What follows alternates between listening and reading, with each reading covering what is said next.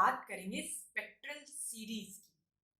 हम लोगों ने पिछले वीडियोस में डिस्कस किया है कि जब एक एटम हायर ऑर्बिट से लोअर ऑर्बिट में आता है तो दोनों ऑर्बिट के बीच में जितना एनर्जी डिफरेंस होता है उतनी एनर्जी की रेडिएशन एक एटम एमिट करता है।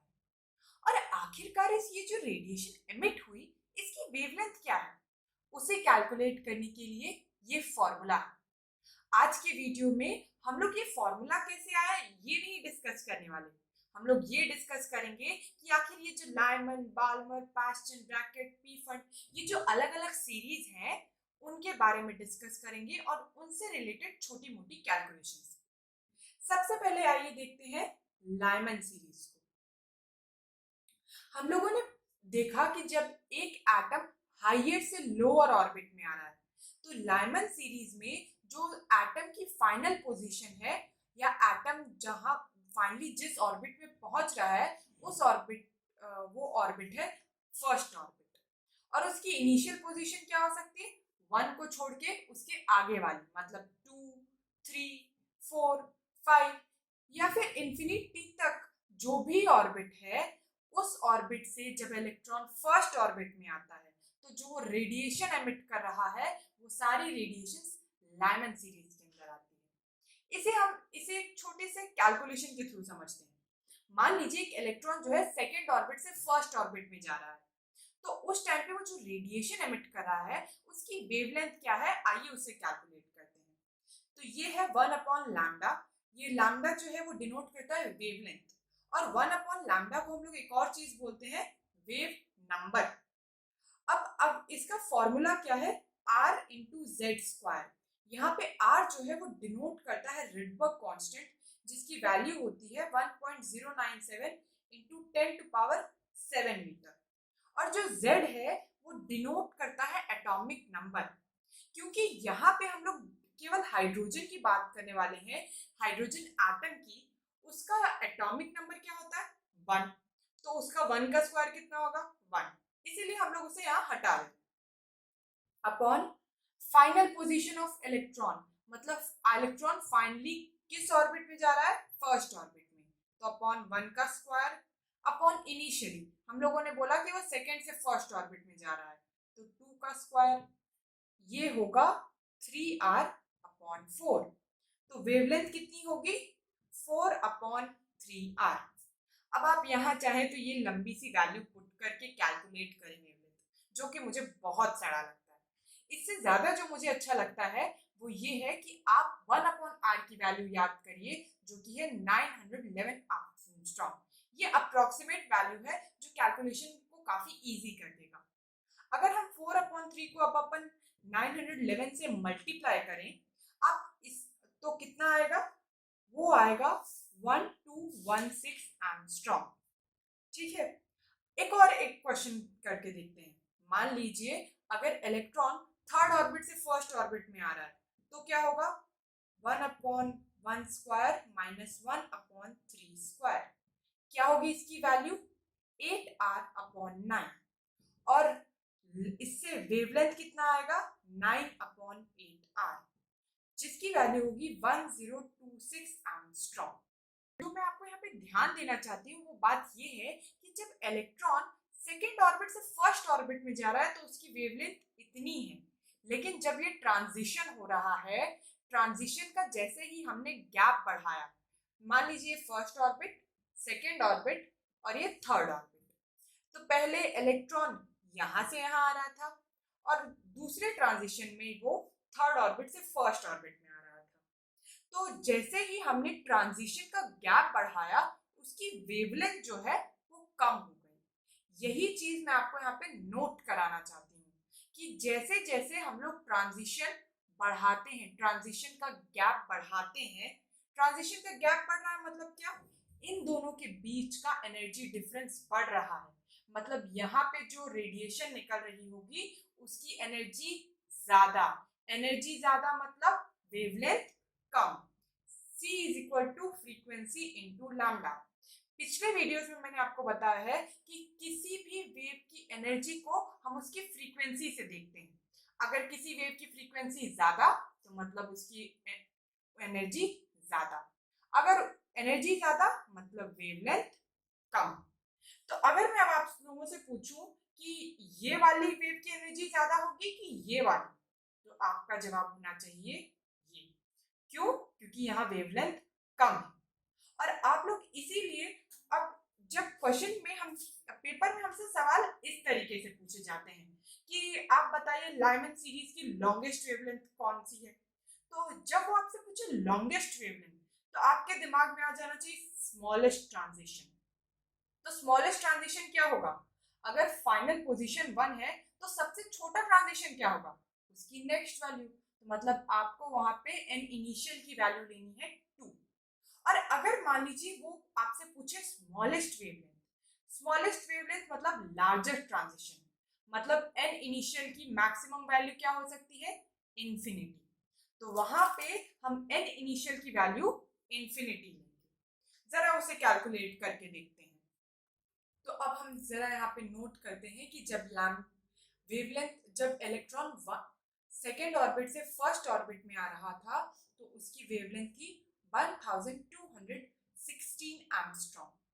और जब वो थर्ड ऑर्बिट से फर्स्ट ऑर्बिट में आ रहा था तो उसकी वेवलेंथ थी 1026 एंगस्ट्रॉम।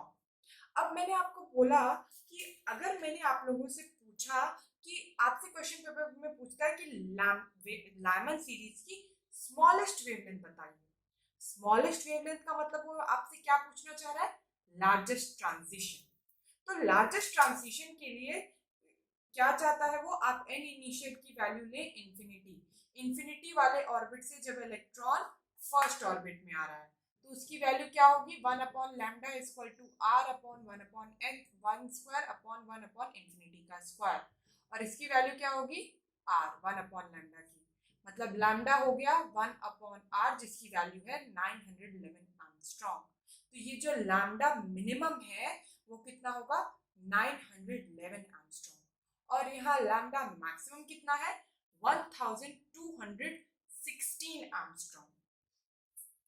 तो इसी तरीके से मुझे उम्मीद है आपको ये क्लियर हो गया होगा। अब इसी तरीके से हम दूसरी सीरीज डिस्कस करते हैं जो कि क्या है? Balmer series. बाल्मर सीरीज में क्या डिफरेंस है? जैसे कि हम लोगों ने देखा कि लाइमन सीरीज में इलेक्ट्रॉन फाइनली किस ऑर्बिट में जा रहा था? फर्स्ट ऑर्बिट में। वैसे ही बाल्मर सीरीज में इलेक्ट्रॉन फाइनली कौन से ऑर्बिट में जा रहा है? सेकेंड ऑर्बिट में। अब अगर वो सेकेंड ऑर्बिट में जा रहा है तो उसकी इनिशियल कौन सी ऑर्बिट हो सकती है? इससे आगे मतलब हाइयर ऑर्बिट, मतलब 3, 4, 5 और इंफिनिटी तक वो सारी ऑर्बिट्स हो सकती हैं। अब अगर जो बाल्मर सीरीज है, अब इससे मैं आपसे पूछूं कि इसकी स्मॉलेस्ट वेवलेंथ बताइए। स्मॉलेस्ट वेवलेंथ मतलब क्या? स्मॉलेस्ट वेवलेंथ मतलब लार्जेस्ट ट्रांजिशन। तो लार्जेस्ट ट्रांजिशन के लिए क्या होगा? लैम्डा में मैंने आपसे पूछा लैम्डा मिनिमम। तो मैक्सिमम ट्रांजिशन कैसे हो सकता है? जब इलेक्ट्रॉन इंफिनिटी से सेकेंड ऑर्बिट में जाए। तो 1 upon lambda minimum equal to R upon 2 का स्क्वायर कितना होगा? 4 अपॉन इंफिनिटी का स्क्वायर। तो इसकी वैल्यू आएगी आर अपॉन 4, सॉरी, तो इसकी वैल्यू होगी आर अपॉन 4।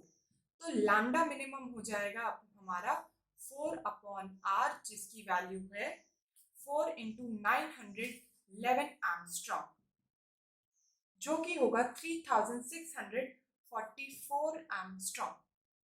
इस तरीके से आप लोग लैम्डा मैक्सिमम की वैल्यू कैलकुलेट कर सकते हैं।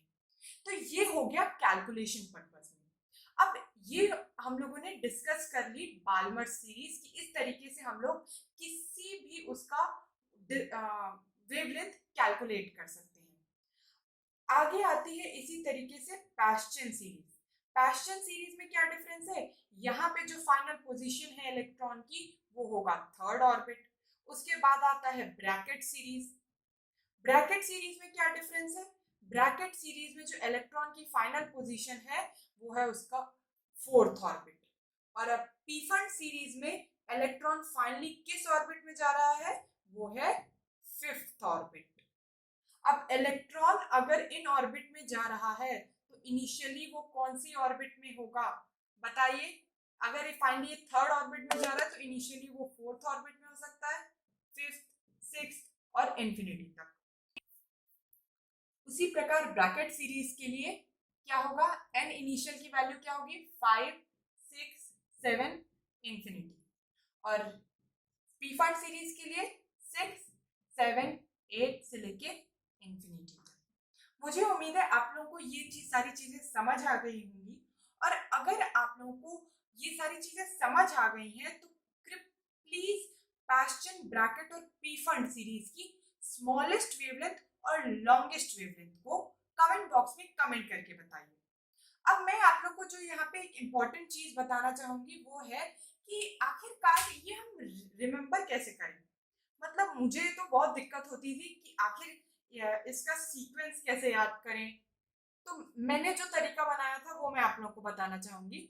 जैसे कि है एक लाइमैन, लाइमैन बाल परीक्षित। लाइमैन बाल परीक्षित जो है वो एक झूठा इंसान है, इसीलिए लाइमैन बाल परीक्षित को इंडिया में कोई फंड नहीं देता। कहां से उसने फंड लिया, उसने फंड लिया ब्राजील से। लाइमैन बाल परीक्षित को ब्राजील से फंड मिला। लाइमैन बाल परीक्षित को ब्राजील से फंड मिला। लाइमैन लाइमैन सीरीज को डिनोट कर रहा है, बाल बाल्मर सीरीज को, परीक्षित मतलब पास्चन, ब्राजील मतलब ब्रैकेट, और पी फंड मतलब पी फंड। अब यहाँ पे जो लाइमैन सीरीज की जो जितनी भी हम लोगों ने रेडिएशंस की वेवलेंथ पढ़ी वो सारी की सारी यूवी रेज में आती है, और बाल्मर की विजिबल में, और बाकी जो तीनों बची ये तीनों के तीनों इंफ्रारेड रीजन में आती हैं। मुझे उम्मीद है आप लोगों को ये सारी चीजें क्लियर हो गई होंगी। अब फाइनली इलेक्ट्रॉन इनमें कौन सी ऑर्बिट में आ रहा है तो आप इसे इस तरीके से लीजिए 1, 2, 3, 4, 5। मतलब फाइनली इलेक्ट्रॉन लाइमैन सीरीज में कौन से ऑर्बिट में आ रहा है, फर्स्ट में। बाल्मर में कौन से ऑर्बिट में आ रहा है, सेकेंड। पास्चन में थर्ड, ब्रैकेट में फोर्थ, और पी फंड में फिफ्थ। और इनिशियल ऑर्बिट निकालने के लिए आप उसमें +1 करके आगे की सारी वैल्यूज ले लीजिए। उम्मीद है आपको ये सारी चीजें क्लियर होंगी। कोई भी डाउट हो तो आप प्लीज कमेंट बॉक्स में पूछ सकते हैं। Thank you so much.